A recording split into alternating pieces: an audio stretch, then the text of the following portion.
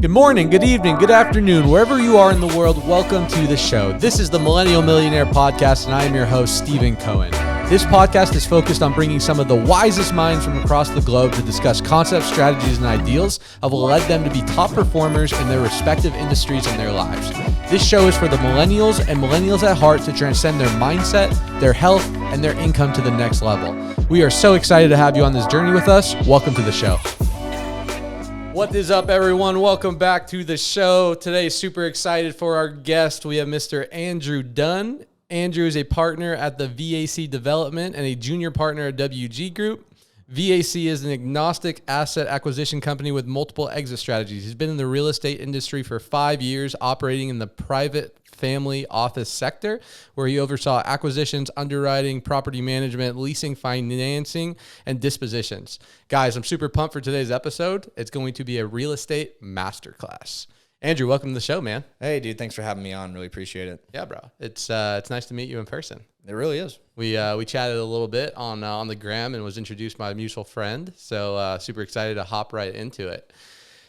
Give the viewers a little background about who you are, what you're about, and what we're going to talk about today. Yeah, I think you kind of summarized it in that little intro there, but we're based in Las Vegas. I operate in Vegas, Reno, Phoenix, Southern California, Hawaii. Have dabbled in some stuff over in Tampa and Miami with our sister office. Got brought up right out of college into a private family office operation, which is a little bit unique. Right on the buyer side and operational side. Most people, to get into commercial real estate, take either the capital markets, sourcing debt and equity, the property management, or the brokerage sector. So I was very fortunate in how I got involved in that role. And, I've scaled with a couple wealthy individuals to teach me the ins and outs of the real estate business. And, dude, really, I'm just a deal junkie, chasing deals and trying to find opportunities where other people can't find them and presenting them to the people that I work with and for, and going and raising money and pitching in the opportunities to banks. That's awesome. Getting deals done. That's awesome, man. I love deal junkie, because I feel like, especially in today's age with social media, if you're somewhat entrepreneurial, like, everyone knows you need to get into real estate.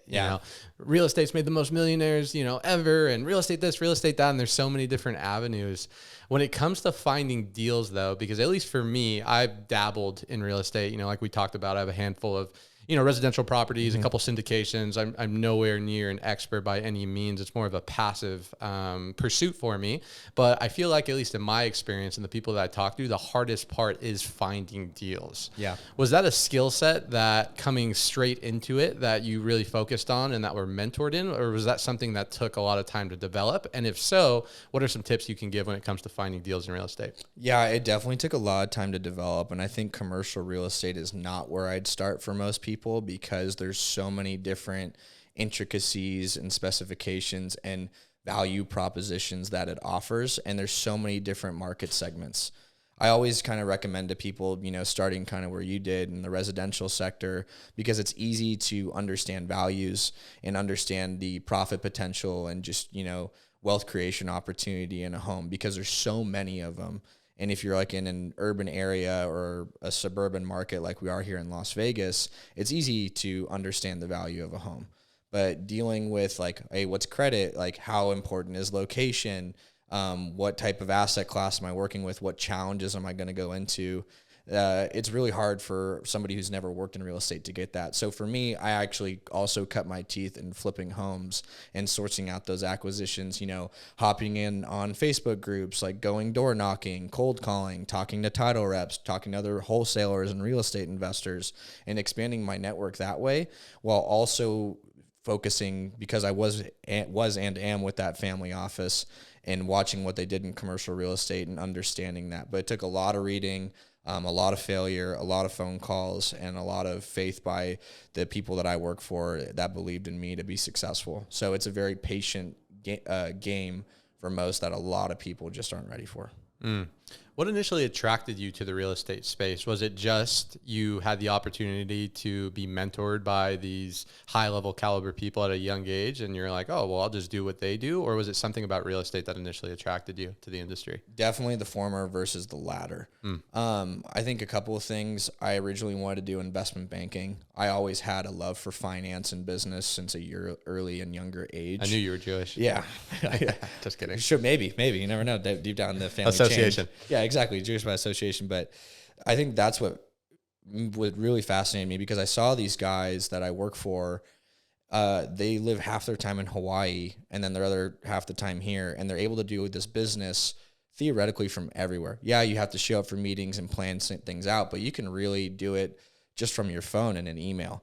And that's what really fascinated with me. And then also, we were in 2023. I got in 2018, but I saw, with crypto and technology and the rise of artificial intelligence, I was like, what's the longest reigning job and sector that is going to be the hardest to be replaced by artificial intelligence, right? And the two things that I've come to the conclusion are farming and real estate.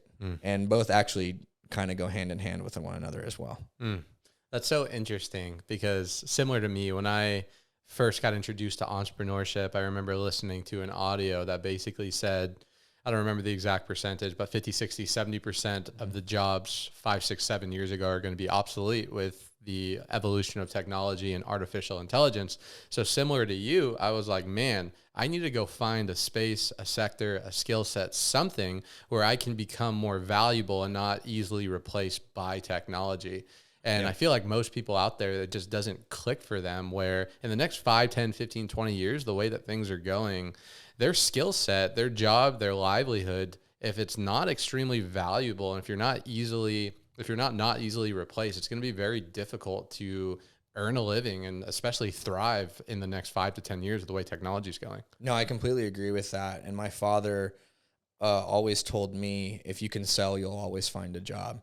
So I think sales is that invaluable skill set that's not just used for commissions, but used in so many different assets and facets of your life that can just permeate through everything to help you be successful, whether it's selling yourself to a girl to get on a date and hopefully ultimately be your wife, and your relationships, raising money and selling yourself as an entrepreneur and your ideas.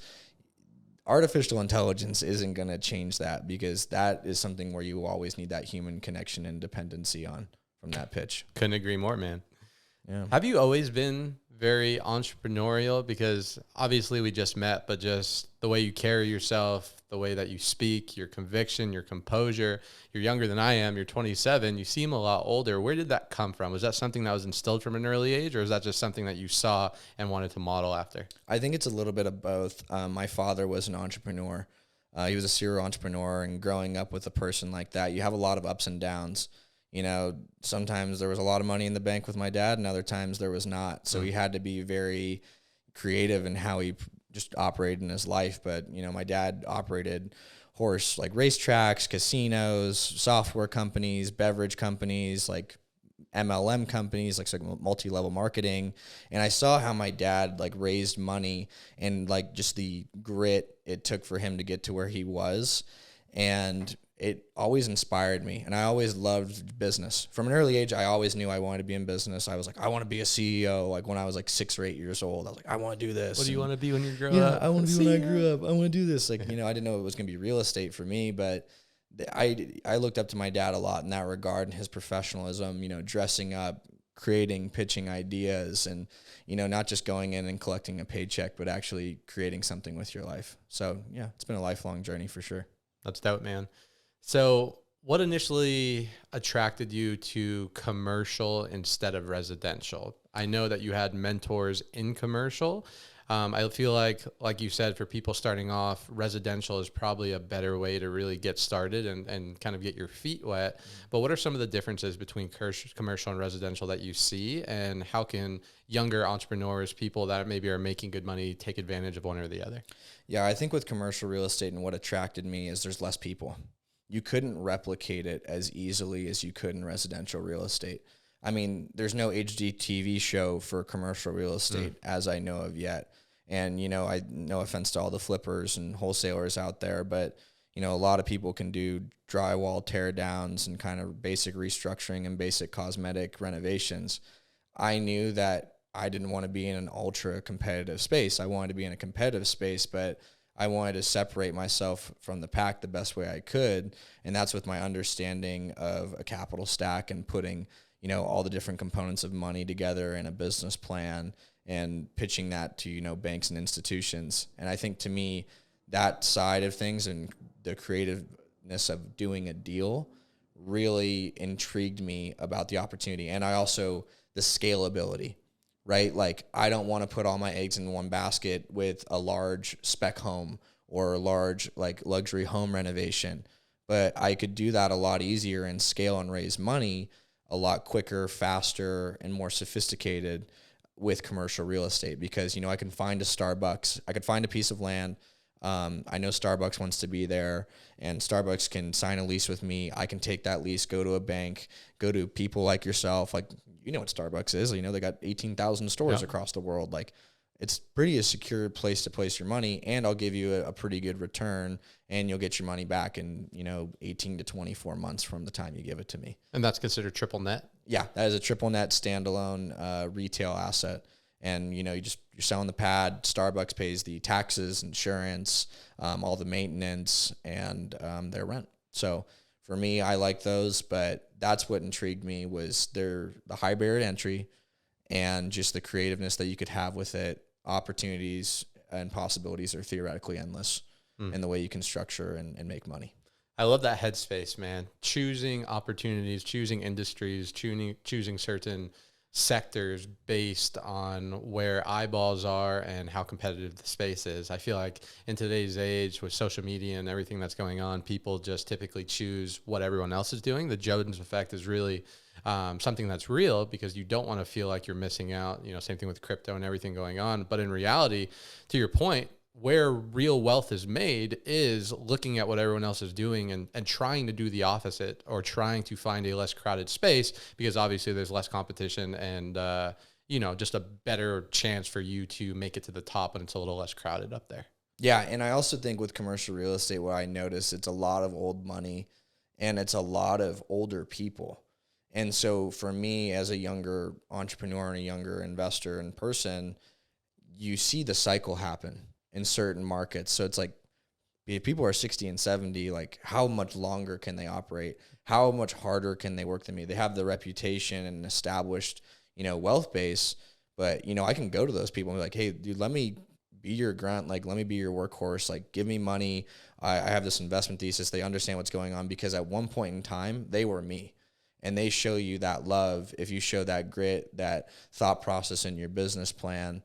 And that's how people give you money. Back to sales, right? Oh, 100% back to sales. I'm trying to convince you to give me money. And it's not small chunks of change. Like, sometimes it's a couple 100,000 or 50,000. Sometimes it's a few million or 10 million or something like that. So and that's even ironic in itself is that the smaller chunks of money are harder to raise than the larger chunks of money. Because of the clientele you're going after. Yes. And it's just in the eyeballs it attracts, right?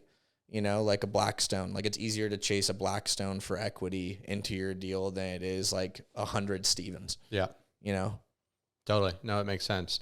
So Andrew, what does your day-to-day really look like? Because when I think of commercial real estate, it's such a vast industry. There's so many different components, from the investing side to the operating side to the type of asset class that you can go after: multifamily, retail, office building, industrial. So if I'm someone looking to get into commercial, which I am, the typical Grant Cardone mainstream media is multifamily. Yeah. But I know there's so much more that goes into it. So what's the day-to-day look like for you? And what's some tips, some tricks that you could give to people that want to enter that space of commercial? Read. Yeah, I'm telling you what, man. You read every book, you read articles, you stay up on current events, you stay up on market information, because exactly what you're saying with Grant Cardone and multifamily. Well, what provides value? Why does somebody buy a commercial real estate asset? It's because they can predict the net operating income. They can predict the revenue growth. They can predict expenses. They can predict, that tenants are always going to want to occupy that space. So many people in, just normal living can only afford so much for rent. And I think multifamily is like really hitting that ceiling or that wall because of interest rates. And it's really compressing people's balance sheets, and it's making it a harder thing. And also everybody was chasing multifamily because it's, the next evolution of residential real estate, right? Like you do homes, okay, then you do a fourplex, then a 10 unit, then a 40, then 100, then so on and so forth. And playbook. Dude, it's the playbook. Like it's very easy to take and educate a normal individual with, not a lot of real estate experience and help them scale and understand how multifamily works. And that's why people, one, invest in it because it's easy for them to understand, and two, for them to go and source and acquire deals. So I think the tips that I have is always read. Like I think, 30 to 40% of my day is easily spent on reading. The other is looking at deals on the market and reading what specifically, like reading what's going on in the market, reading what's going on in the economy, interest rates, et cetera. Just everything. Like, dude, listen to, investing podcasts, and like really trying to find, podcasts like yours where you ask the deep questions and, really dive into how somebody analyzes a deal. Like really try to understand and analyze a deal yourself. Like think about being a bank, like going to work and putting a deal together yourself. You may not have $100 million to do a deal, but why would somebody try to do that deal? Talk to people, talk to real estate brokers, talk to bankers, go to professional networking events, in your local market, like where there's other commercial real estate professionals, and understand what they're talking about. And you just have to talk to people. So I think it's a lot of my days spent talking to people. It's spent reading, it's spent working on the deals that I have, and it's, spent on underwriting models because that's what I do. And that's kind of how I got brought up and found my value to my firm. And then it found acquiring and structuring deals. But that's really kind of where a majority of my days. And then also just sometimes traveling around to go see these different projects and opportunities. Sometimes I'll do like a week to a 2 week road trip, like chasing around, driving around, trying to look for things and just gathering market data. I think a lot of people are so keen on looking at reports, but they don't even just look in their own backyard on what they're seeing. Right? Like going and like in 2008, you go to the Aria and the doorman has 5 condos. Well, how the heck is that possible? That doesn't make sense. It's going and sitting outside of a mall. Are people going into the mall, sitting outside of an office building? Are people going into the office building? Like, well, are trucks leaving and coming to and from a warehouse? Like seeing where people are spending their time and why they're spending their time there. And so it's also collecting market data in traditional and non-traditional formats. I love that, man. To piggyback off what you said, our own backyard. What's your thoughts of Vegas? I know you're from Orange County. You moved here 5 years ago. You're obviously very vested in the city, in the space, understanding what's going on. I feel like the cool thing about what you do is part of your job is understanding what is going on in a specific area, specific city, specific space. So in terms of Vegas, what's your thoughts, macro and micro, and where do you think things are going? Oh man, I don't know if we have enough time to talk about everything, but I'm going to give you my Open best. The rabbit hole yeah. Bit, so, I can go in so many different places, but let's start with just population growth and why we're having population growth. We're a no income state. We're a no state income tax state. And I think that's a big attractive, value proposition to people coming out of California, where with federal, state, municipal taxes and just every other tax out there, you're losing 50% of your income out there. So we're allowing you to keep a majority of that income and dropping you down to a 30% tax in Vegas. I love the really belly to belly community that we have out here. Just connecting with people. It's very easy. It's like, you can talk to the governor, you can talk to senators, you can talk to politicians, you can talk to, planners and brokers and operators, and just be a young person with minimal experience and really dive in and be a part of the community and a placeholder in that community very quickly. So sorry to cut you off. Why do you think that is? Because I agree with you, especially moving away and then having that retrospection and then coming back. I agree. I feel like Vegas is a big city, but it's not at the same time. It feels like the 6 degrees of separation is really only 3 out here. From an outside looking in, why do you think that is? I think we're very young. When you look at it, Vegas was founded in 1905, but we really didn't get our first big pop until the 1950s when the casinos really hit after the Hoover Dam operation, right? And so you get places like Los Angeles and other very urban markets, like even on the East Coast, that are, as old as the mid 1700s or, mid 1800s. Like, we're a very young city. And I always tell people Las Vegas is like LA 20 to 30 years ago. And we're really well geographically positioned. The Strip offers you a lot of like amenities and opportunities, like we were discussing, with conventions, education, restaurants, entertainment. It's a very exciting city to be a part of. I only think there is one Las Vegas in the world. And, I think also on top of that, it's a very pro-business community, and it's also very small in population. Los Angeles, I believe it's like a county of 10 million people. Massive. And, California is a state of 50 million. Well, Las Vegas is barely 2 million people, and we have a state of 3 million people, and the highest other populated city is Reno.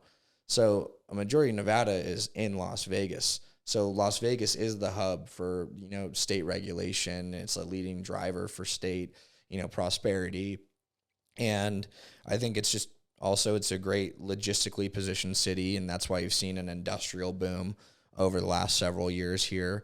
As California and coastal California is built out, they're landlocked. Theoretically, they don't have enough land to continue to expand their warehouses, and we capture that overflow. So we're becoming a more diversified economy. Pre-global financial crisis, we were very strip dependent and construction dependent. And when that whole situation went down, construction stopped and nobody came to the Strip, and we were really hard hit. And now we're diversified. We're getting more white collar service and employment opportunities. And I think that's helping our growth. And that's why I'm a lot more bullish on it. And also we have dirt.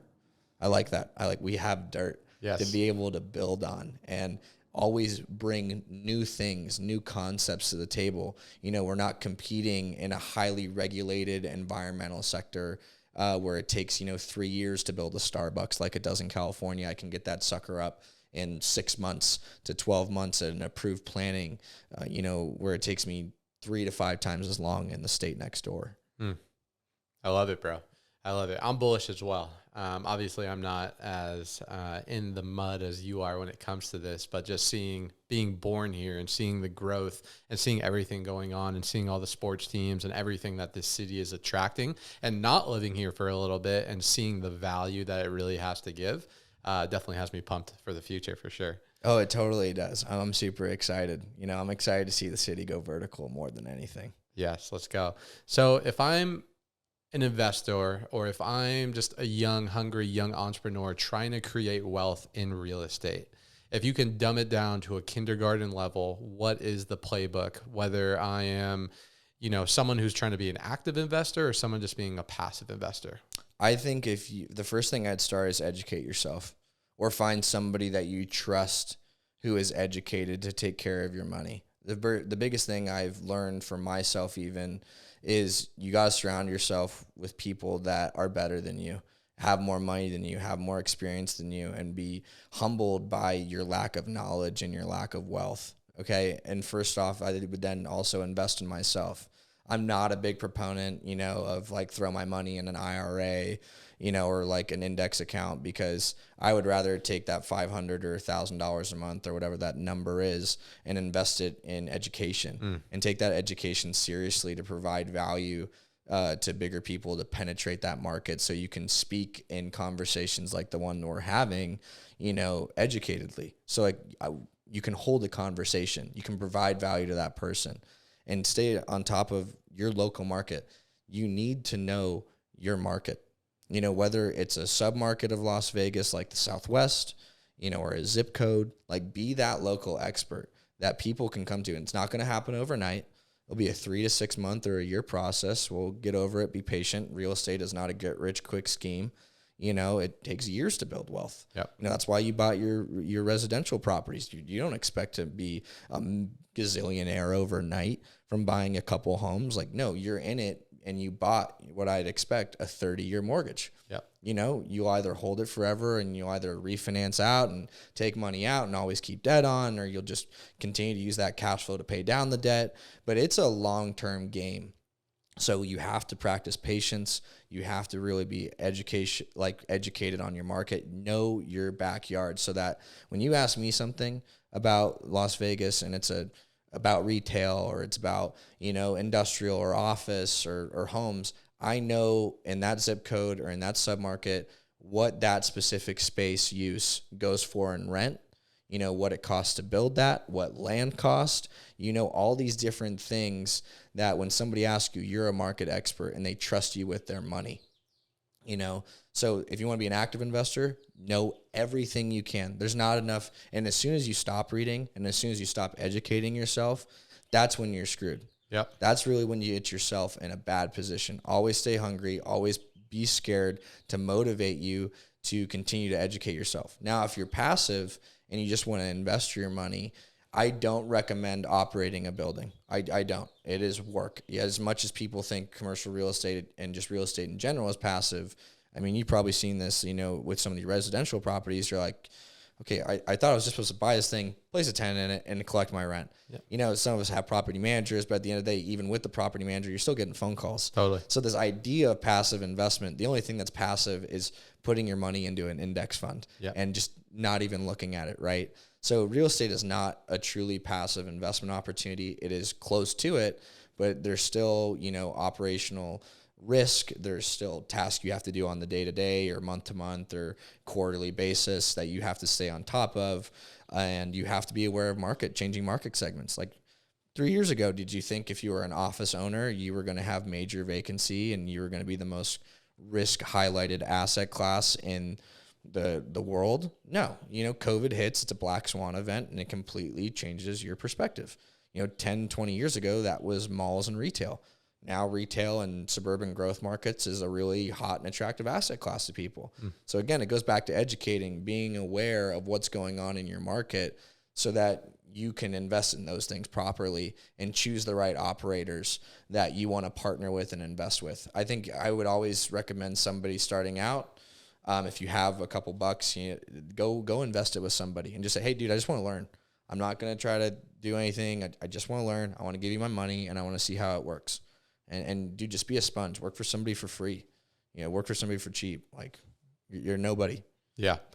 Yeah, no, I love that. And, to your point, it's like you should be seeking the education when you're first getting going. Like I remember when I first started, I just hit up my mentor and I was like, hey, I just want to come work. I just want to come work. Like I don't really know what I'm doing. I don't care, how much money I'm going to make. I just want to learn because you have the results I want. So I'm willing to sacrifice X amount of time because I know I'm going to learn something from that experience. Now, if I'm someone maybe who has some liquidity, a couple $100,000 looking to get into commercial, but want to be on the passive end more for myself. Do I come to someone like you, Andrew? Do I come to a firm? Like, what does that process look like? Like I mentioned, I feel like for syndication, that's the closest thing in my mind to like a truly passive investment. But at the same time, you really are kind of just shuffled with hundreds of other people and you don't really have that intimacy with the deal and you don't get that educational aspect. So are you guys kind of like an alternative to that where it's a little bit more hands-on, or what does that all look like? Yeah, so when we go and syndicate and we go and raise money, we do it by opportunity basis, meaning I have a deal, I'm raising money for it, I have X amount of days to close the deal. This is the minimum investment. I usually like, minimum of 50 grand or minimum of 100 grand. It's just easier.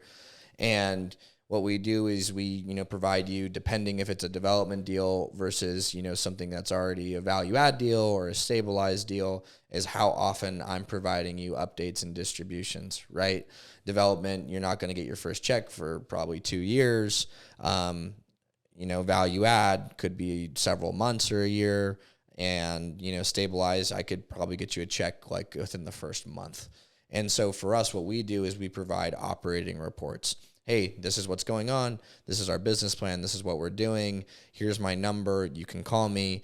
There has been times where, people will give you money and they blow up your phone every day. And I'm like, okay, dude, it is still real estate. Like stuff does not happen overnight. I am not a stock trader. I am not a broker.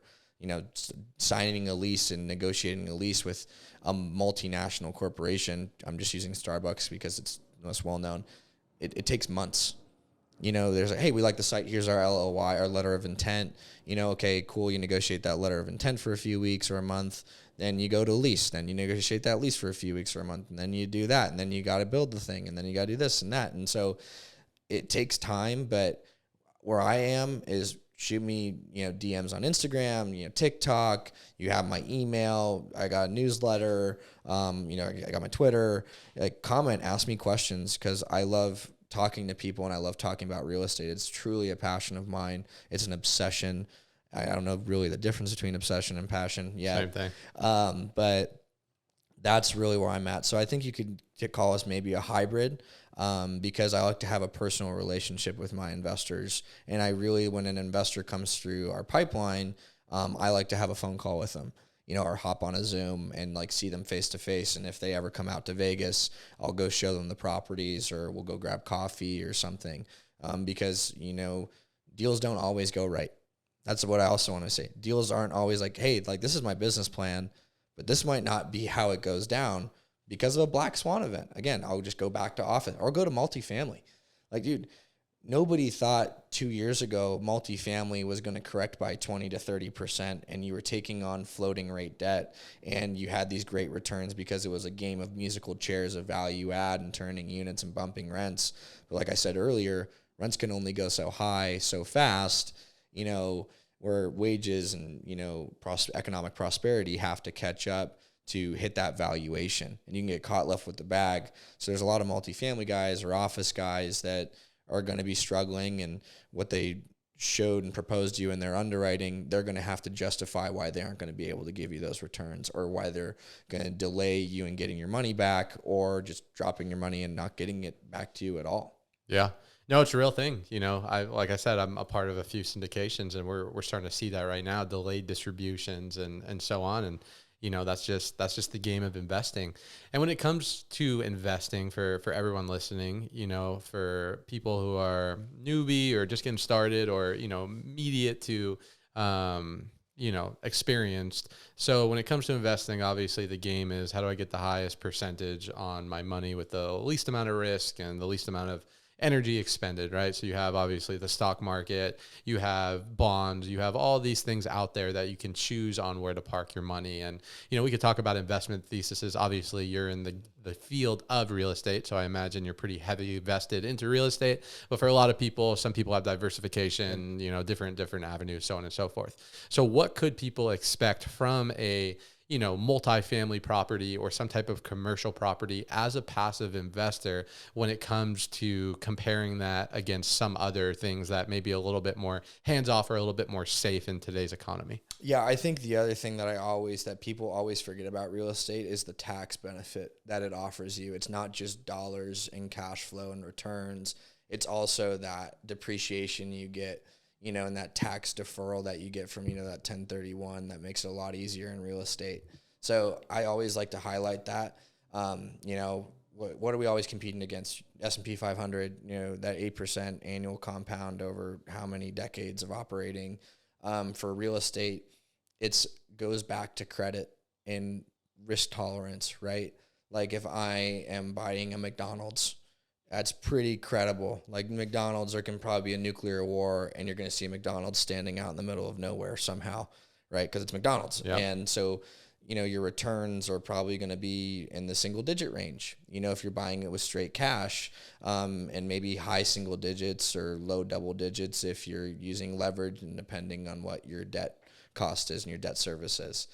The risk profile that I go down right now, industrial to me is the lowest risk.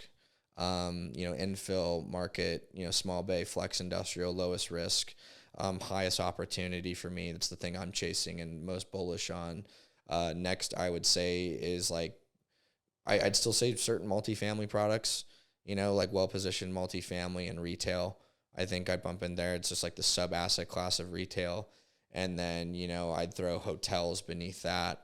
And then I'd throw office at the bottom of the list right now. But with office, if you buy it right and you make the case argument and the business plan investor pitch, you'll get the highest yields in office. Yep. But you're going to have a lot of risk. But I think, with office, where you're going to see it in the next 2, 3, 4 years with all this debt maturing and operators not being able to refinance, wow, is you're going to see high 20s in return profiles if your business plans play out, like even maybe 30% annualized returns. You're talking crypto gains. Oh, you're talking crypto. And oh gosh, that's the worst. Is those crypto guys, like, dude, like they were getting these 10Xs like with no effort, and like it's harder for people like me, which isn't real, as we've seen. Oh, as we've seen, it's like 1 out of 1,000. Like, where's everybody's money now, right? So, I think for me, the returns that we offer our investors traditionally, if it's a development deal, I'm getting you high teens.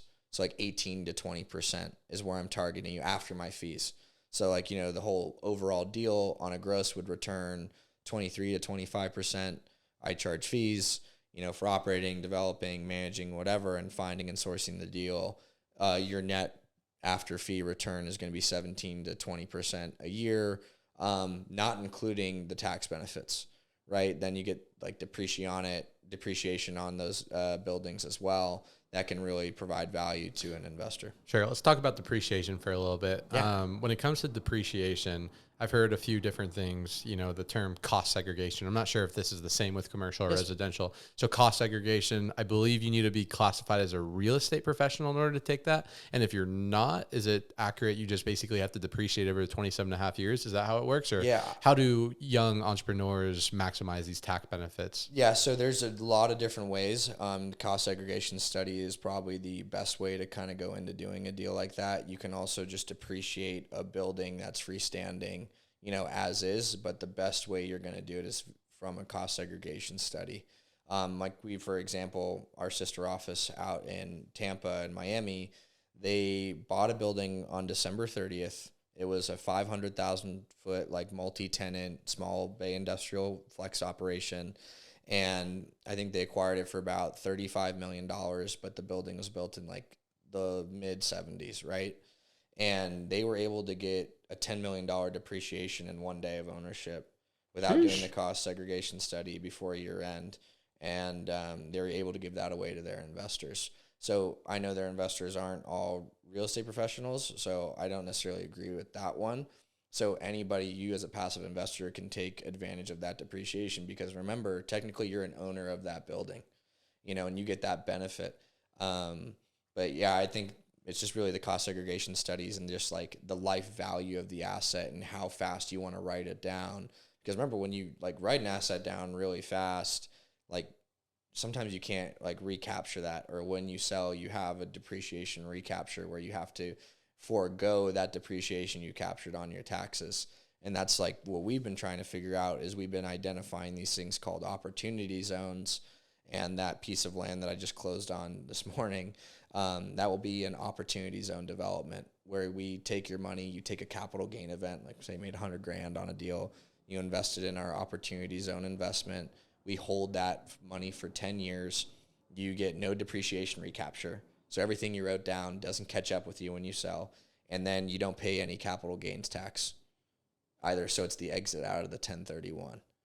Sign me up. Years. Yeah, if you want, I do. By all means, it's the deals that I am targeting most right now. And that's how I'm hedging, is because these are safer, long-term holds with high tax incentives. So instead of, 15% return, whatever your tax basis and, depreciation you acquire through the investment, and, however big your capital gain is from your tax basis, can turn 15% to a 30% gain real quick. Why do you think most people choose real estate as their investment vehicle? You obviously have the depreciation, you have the cash flow. Based on your experience with your clients and investors, is there a specific reason why so many people choose real estate? Is the fact that it's a real property, it's a real hard asset, or are there other reasons that you think? I think it's really hard to screw up. If you're a real professional, I mean, I'm not saying it's a hard business, but it's predictable. Like, for example, why do home prices go up? Because of supply and demand.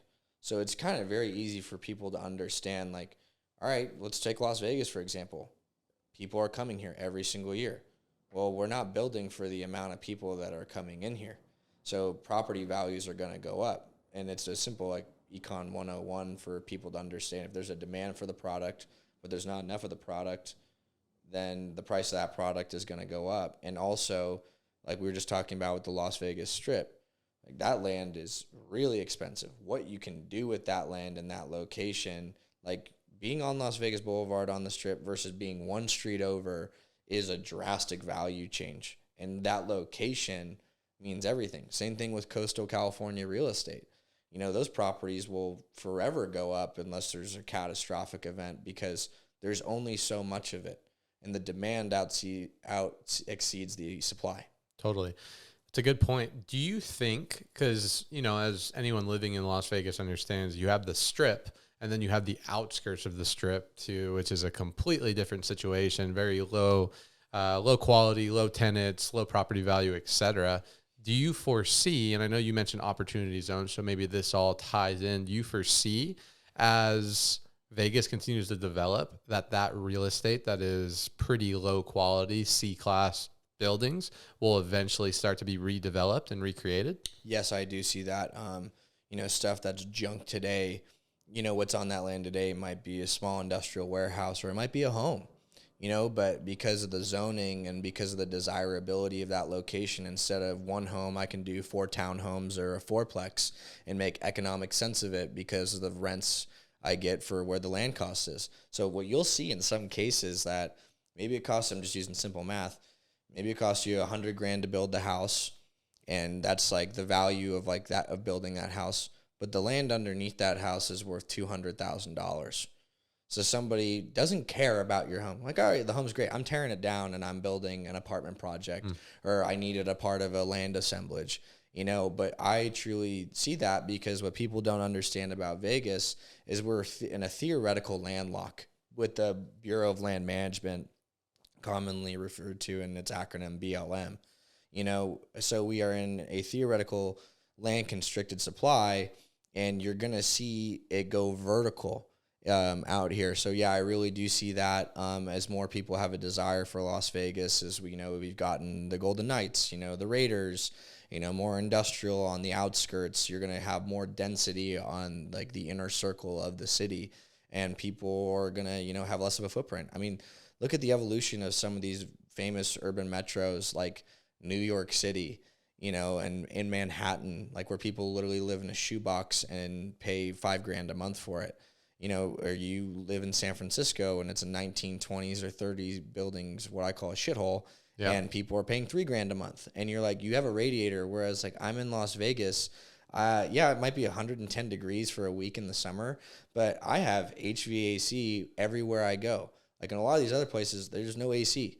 You know, there's not the amenities. It's like a theoretical, like I have to be there because there's value of being there with the network and opportunities for employment, and which I think like Vegas will exceed. The only thing that concerns me about Vegas is our education pipeline. UNLV is not, like, we need to amp it up. You know, we need more white collar opportunities than blue collar things. And then we got to get rid of the golden handcuff theory out here where you can be a monkey and be a bartender making $200,000. Yeah, that's interesting. Let's talk about the industry for a little bit, because funny enough, my girlfriend works in the industry at Tao Beach Club, and you know makes around that in a summer. That's what I'm saying. Yeah, which is awesome. So you think that is a negative in terms of the overall potential attractiveness to the city?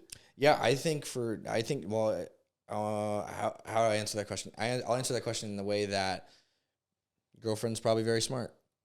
She took a career trajectory where she saw the dollars today versus the long-term like wealth opportunity by maybe getting another education. I don't know if your girlfriend has a college degree or anything, but I think a lot of people, you know, don't go and get the higher education because they know that they want to spend time with their family here because they're born and raised in Las Vegas, and they see with, you know, minimal effort by hard work and grit and showing up and putting in the hours, they can make some really good money.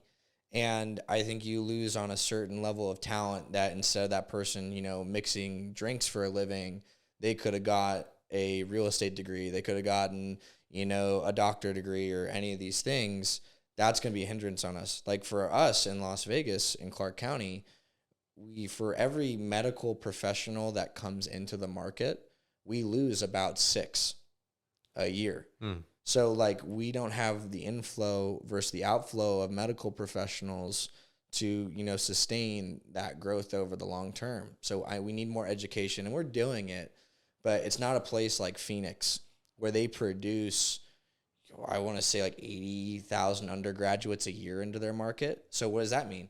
If I'm an employer, and I'm looking for Class B entry-level employer education, I'm going to go to a place like Phoenix because I got ASU, Grand Canyon State University, University of Arizona Tucson, University of Phoenix, and I'm getting this education pool. And I think that's what's really restricting Vegas from that next level of high-rise development, vertical development, high density, value opportunities for employment, is not having that educational pipeline for businesses to feed after. And you hear it even on the Strip. People can't even find people as bussers and servers, and bartenders now because of COVID, and they found something else to do.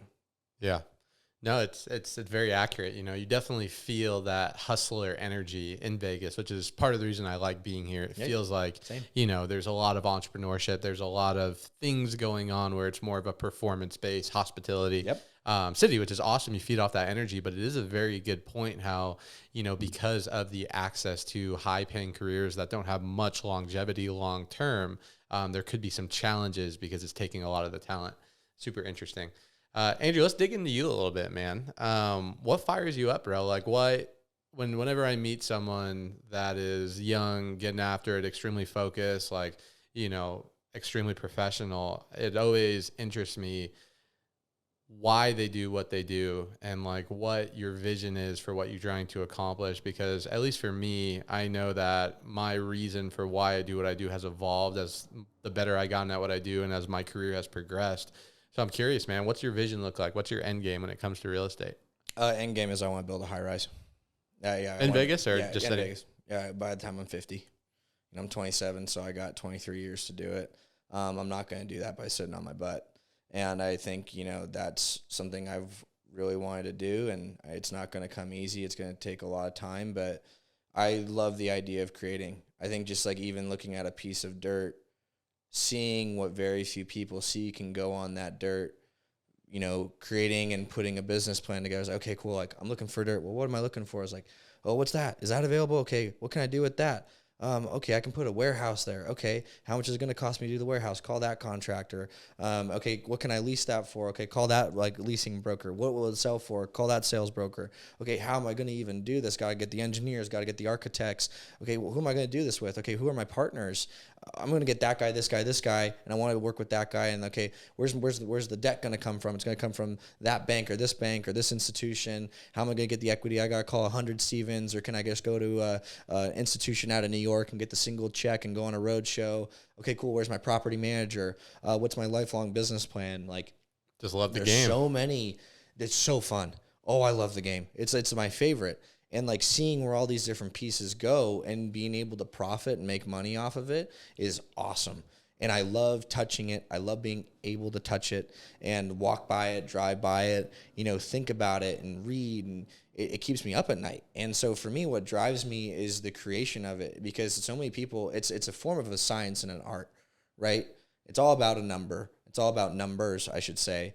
And it's all about creating, what's going to last.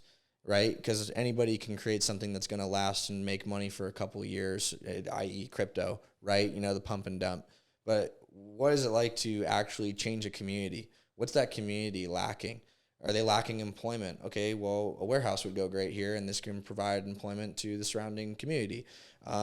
There's not enough food to eat here. There's not enough good national chain restaurants. Okay, how can I do that? All right, let's build a retail center right here and, get a Starbucks, McDonald's, and a gas station so people can get fuel, or build a school, or, and where it's hey, there's nowhere to work. All right, I'm going to build an office building here. This would work here, and people can work out of there, or a gym, or, a casino. It doesn't matter, or a home community. There's an opportunity to build homes where people can, build their lives and impact the community around them, right? You bought this home that we're kind of in, and, you say, hey, this is where we're at, and I got to drive here to there, and this is why I chose to live here, and I make sacrifices and gains for, what I'm willing to afford and spend, and where I want to be in proximity to the things I enjoy and love, and understanding what goes into that planning.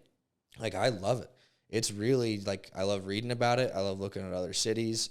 I love talking money. I think the other thing is making money with people you love and want to be around, and making those relationships and celebrating those wins, but also being in the trenches with people. You know, when a deal goes bad, like, do I want you in my corner? Are you in my foxhole? Are you in my foxhole? Are we going to grind this out and figure this out? Like, I've gone through that recently, and I realized, no, I want to be with that person.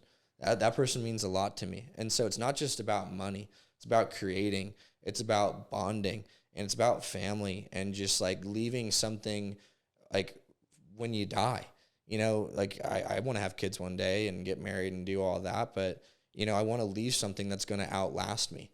And high rises are one way to do that. You know, creating community is another way to do that. That's powerful, man.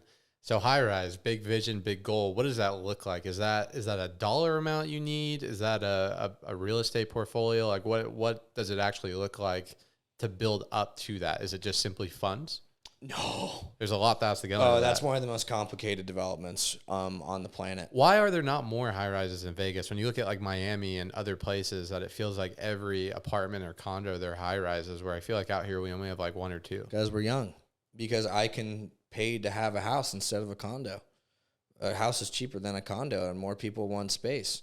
You know, the urban living environment isn't there yet here. We've done it. We've done several of them, you know, and they're occupied. But, you know, condos are the first to go down and the last to come back up. So there's a high risk, and it takes a lot of time to plan them. And there's a lot of construction risk as well. You know, if you're doing for rent versus for sale. For sale, you can have a lot of construction defect risk. There's a lot of contractors that won't touch them. And, you know, it also takes a certain sophistication in the contracting world to be able to construct a high rise. It takes a lot of development experience. Like, I can do 100 shopping centers and, you know, 100 warehouses and office buildings or whatever and develop them from the ground up. Still, somebody might not give me money to do a high rise because it's that complex of a development to deliver and also just to finance. You know, I've seen some high rises that, like, I got pitched one and it's over in Henderson, and they came to me and they said, hey, you know, would you invest? And I was like, your numbers are too low. And they're like, no, they aren't. And I was like, well, your project's 600 or 650 million.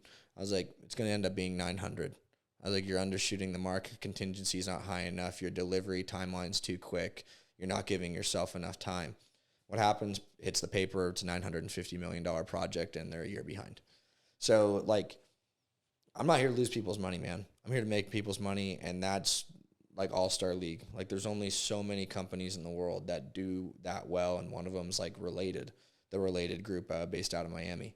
And even then, they screw up. They're a multi-billion-dollar developer. They bought land out here, you know, pre-global financial crisis, took a massive loss on it, and haven't come back into the market since. And I'm like, wow, dude, if that guy's like, it's like LeBron James walking away from basketball. And then that's like how hard it is. It's tough, and man. So, but dude, to be able to change the skyline or do something like that, I mean, it's pretty awesome. Big time. Is it going to be called Dunn Towers? No, God, no, please. I never want to pull like a Trump move or like a thing on there because it's not about Dunn or Andrew Dunn or like me as a person. It's about a team. You're not going to do that alone. You do that with a team, and it takes years and years and years of relationships to be able to deliver something like that successfully. So that's, again, what the last piece of advice I give to any like real estate person or somebody want to get in real estate. If you think you're going to do it alone, great. You only get so far. You need people to be successful in this business. It's more of a people business than a numbers business. I love that, man. I agree. You know, what's the ancient proverb? If you want to go fast, go alone. But if you want to go far, go together. You know, whenever people talk about, oh, I'm a self-made millionaire, self-made multimillionaire, billionaire, BS. You know, you've had people along the way that have supported you and that have helped you, or else you wouldn't be the person or in the situation you are today. Yep. So my question for you, because this relates to my business, your business, really any business, is how do you attract and find good people? You have to have integrity and values within yourself, and you have to stick true to yourself and not just jeopardize you for some janky opportunity. Really, if you're going to put your name behind something, do your due diligence, take your time, and, you know, you'll know by doing those things how, like, you'll perceive people in a certain light, right? I also, you know, my relationship with faith, I grew up Catholic, has ebbed and flowed over my life.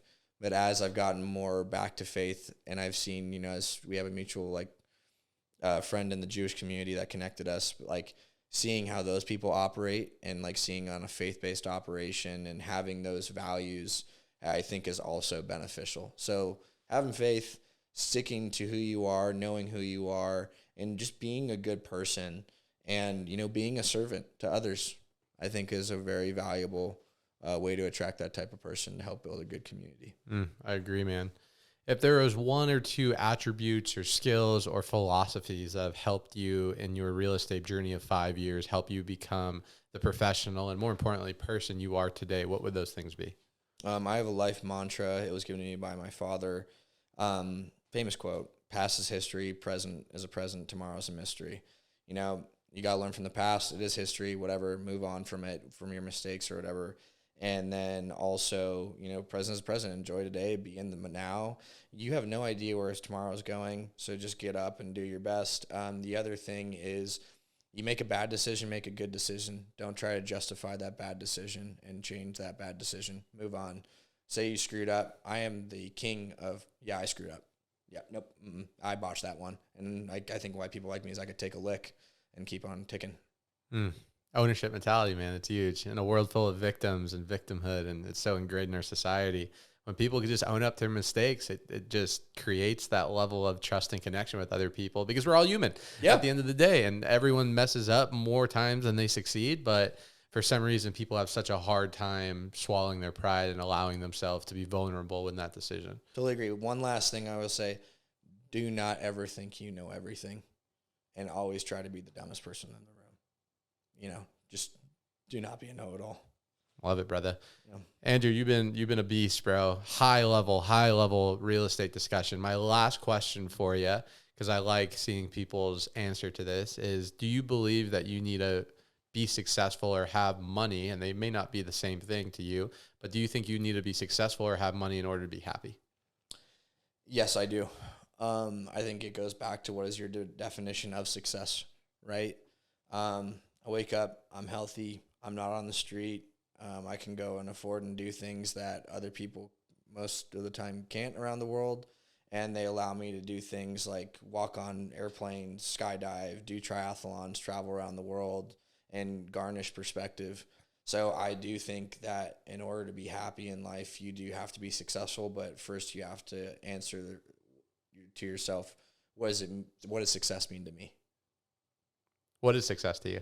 Success to me is waking up and being able to choose what I want to do that day. And, being satisfied with that choice. Powerful. That's a very open-ended description. That's how I like to do it, and it's what's worked for me. It's powerful, man. Bro, thank you so much. Where can the viewers and listeners find you if they have any real estate stuff for you? Real estate stuff, you can go to vacdevelopment.com.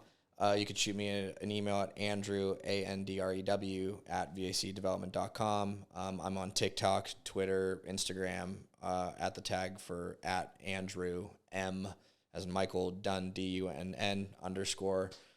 Shoot me a DM, shoot me a follow, shoot me an email, and we can connect. Appreciate you, brother. Thank you so much, man. It was a pleasure. Dude, seriously, thank you so much. Love being on here. It was a great talk. Really dropping bars. Yeah. Guys, we'll talk to you next week. Till next time. Peace.